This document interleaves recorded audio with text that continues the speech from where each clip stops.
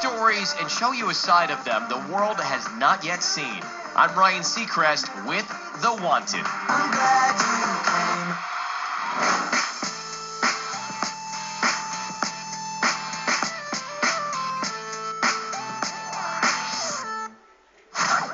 Where are we doing the one-on-ones out there? I don't feel sorry for you anymore. What are you drinking? Apple juice.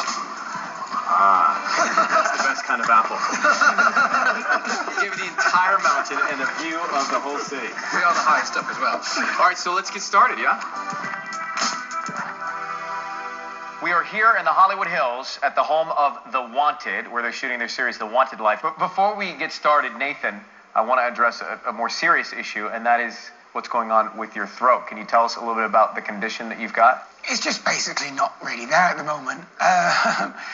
I'm having a few problems. We're still trying to work out what's up with it, and hopefully I'll be better soon. Now, you've been singing since you've been the age of like 6 years old, right? Is this scary for you? I've never had it before like this, so it's a new experience. We're just trying to work out. We'll try not to make you talk too much then. Okay, cool. But how have the guys, how have you helped support him and lift his spirits in a situation that's severe and tough for him? There's something to be said for taking seriously like medical problems. Like we want Nathan to know we understand like he's kind of gutted to be not able to sing, and the best remedy often is silent choking laughter. So we try and keep his mind off it as much as we can. Today, Tom, Siva, Max, Jay, and Nathan have an unbreakable bond. But in 2009, they were just 5 boys out of thousands who came to London vying for a spot in The Wanted. You guys all come from different places, different backgrounds. How did you hear about the first audition, Siva? From my brother. He was going to it. And I went, and I was a bit nervous. But I met, who did I meet first? Jay. Yeah. Oh, yeah. And Jay taught me how to dance. Almost. And failed. Still can't dance. Siva, you strike me as the more mature member of the group. Would that be a fair assessment? In comparison with the boys, I would say yeah. I want to see the architecture, Okay, Dad. the culture. Okay, Granddad. What other than music do you think you've got in common with the guys? Work ethic is a big thing. If you don't work as hard, then you're not going to get very far. All of us work our asses off. And I want some of you to find me attractive. You grew up in a household full of footballers, right? That's right. When did you discover that you were less athletic and weren't necessarily going to follow in their footsteps? I knew I was less athletic from a young age, but also started tap dancing, which is, the coolest thing for a 13-year-old boy to want to have a go at. So I did, and then eventually that led to me going to a college, which was dancing and singing. Most embarrassing thing probably that happened to me on stage was the X Factor, because it was so big. She said, You've got a keen sense of humor. Okay. Do you think that humor helps the band out, get through some of the tougher, more stressful, tedious times? Yeah, but I think everyone brings their own element of humour. Like, so, if mine's keen, I like that adjective. Tom's is really crude, which sometimes is so appalling. You just wish, no, Tom, don't say it. Bollocks. Knickers are a prime thing. Testicles. When did you discover music? At what age? I think 16. I mean, I always used to sing when I was younger. Yeah. Karaoke when I was like 4. Used to sing Twinkle, Twinkle, Little Star on the microphone. You don't sing that anymore? No, sometimes. But at 11, I kind of stopped when I got to high school. It was kind of not cool to sing, so I kind of didn't sing for 5 years. And then my brother was playing guitar. I kind of used to sneak into his room at night and pick up a guitar. Kind of taught myself everything that I needed to know to get by. I remember speaking to Nathan quite a lot because I remember seeing him sat on his own in the audition room, and I was like, "Who's that child in the corner?" So I went over and helped him, colour in his books for a little bit and spoke to him.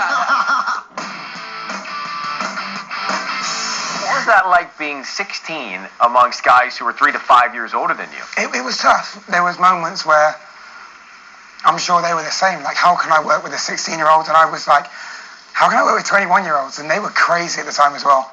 We came to somewhere medieval. We're drinking from tankards, and it's one of our friends' birthdays. Well, they haven't really changed. They still are. But, yeah, they were going out every night, and they were girls. And for me, that was just like a complete shock to the system because I was still at school. Max, when did you meet the guys? The audition process lasted about 9 months, so I'd seen the faces quite a few times, but we didn't know who the 5 were. We got told we had a meeting. Whoever was at this meeting was the 5. Max George got his boy band start with the pop group Avenue and has been breaking hearts ever since. Here we go into Lion's Den. You are known for being quite the ladies' man. Would you say you've earned that title? I get given the ladies man, but I think I just like ladies. I'm a man that likes ladies, not a ladies man. We're going to revise all the headlines. You know, I try, but that's a title given to me, not one that I've given myself. There was a lot of egos in the audition process along the way. And when we first met, I was like, I couldn't have literally picked a better 4 guys to be in a band with. Oh, God. Yep. Someone get you some Kleenex. Siva, tell me about the first gig you guys had as the Wanted. The first gig we did was in Adlington High School, and it was in front of like 100 4-year-olds. I think you've been one of the best schools, so I think we should have a massive round of applause. I'll never forget that. And then, how long after you met did you end up moving in together? I mean, we stayed in hotels for quite a while. Then I think we moved in 4 months after first being put together. So we see how you're living now. How was this first cohabitation different? The first house was about the size of this room. We live like really healthy human beings. Did you know that? It was a good experience, and we had a lot of fun. Welcome to our humble abode. This is how I want to live, you know? This is how we do our thing. I'm taking you through my bedroom. This is the start. Right, so this is my room. That's the end. It helped build the chemistry. Definitely. The chemistry was the easiest thing. Realising that everyone was like, had the same work ethic. Like, yeah, we want to get up and go and like try and nail this album and sing as good as we can. And also we want to have the best time ever. And that came like that. The guys are all experiencing fame in very different ways. Some are having an easier time than others. Stick around.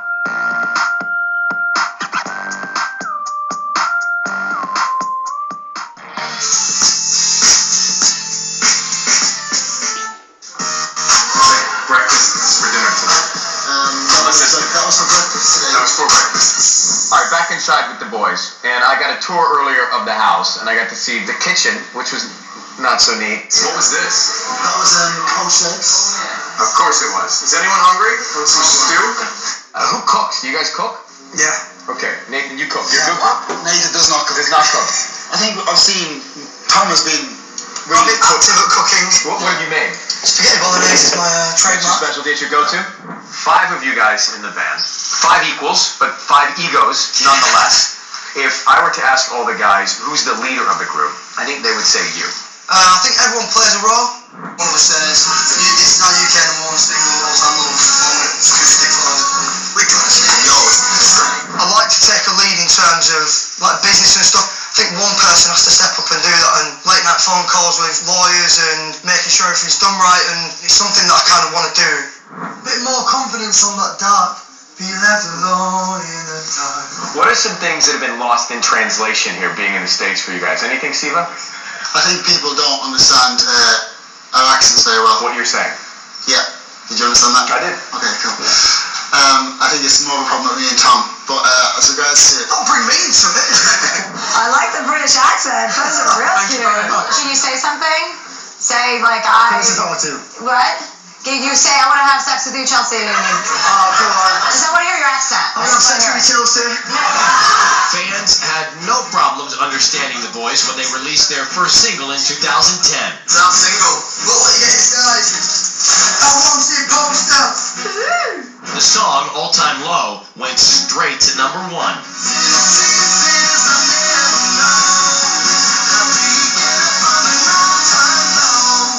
And it wasn't long before the band got to open for Justin Bieber in Brazil.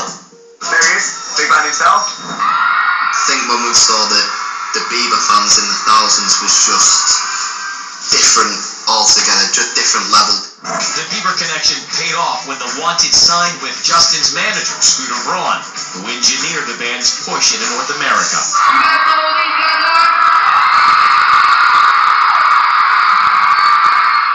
Do you remember the first moment where you felt like we're cracking attacking the US, Jay? When we were speaking to some of our radio teams, they were sat there kind of scratching their heads like, we don't know what's happened with this song, but everyone's picking it up and everyone's raving about it. Make you glad you came. The sun goes down, the stars come out, and all that counts is here and now. My universe will never be the same. I'm glad you came. I'm glad you came. Glad You Came dominated the American charts and sold more than 3 million copies in the US alone. We did this radio tour. We got on the tour bus in the same clothes we left, but when we came off the tour bus, suddenly, like, the American view of us was totally different. How has that celebrity lifestyle impacted each of you? Tom? We like to keep ourselves very grounded and we don't like to get carried away in that like celebrity lifestyle too much. Well, you could have fooled me. We haven't changed much. This certainly looks like that of a celebrity lifestyle. Just started off different. When the guys want to go party in the States, you're not quite old enough to do what they can do. Does that frustrate you? I get left at home so much. They're just like, yeah, see you later. Are you lonely? It's tough. There are no big brothers. But it's fallen really strangely. It's like when I got to 18, I was like, yes, I can finally go out in the UK. Yes, boys are going to America. I was like, whoa, no, you can't do that to me. Let's go for a beer, boys. We'll get you a non-alcoholic beer. Who do you think would have the most difficult time giving up the partying, the lifestyle, in a few years? I think it's got to be between these two. Yeah. I don't really see it as giving it up. I think it's just a slow transition into different partying. Like, what's next? Some people are like, I'm young, I should do it. But I think, no, like, adults go out and I'm an adult, right? It's just pick your moments, work hard at the week and look forward to the weekend. I've been in bed for about 2 hours and very, very tired. But we don't care, because it's Wednesday!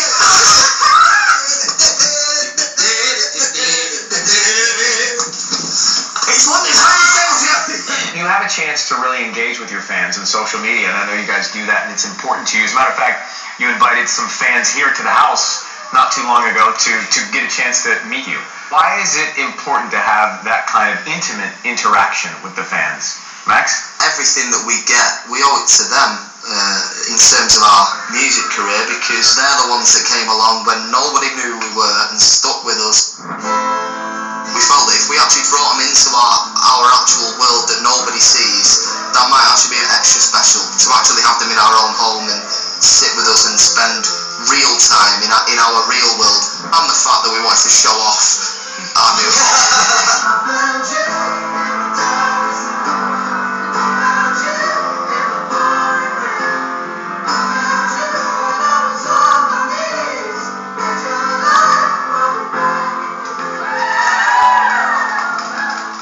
What's the strangest thing one of these fans has done to you or given you? Done to you is fine. I was going to say, what can I say? Why do you give you that option? I had 4 girls. And we'll be right back. Trying to break into my hotel room. At like 4 o'clock in the morning. Were they successful? Nearly. Very nearly. They got through the door, they didn't get past the lock. They went Arsenal and they got the TV and left and were like, screw that guy.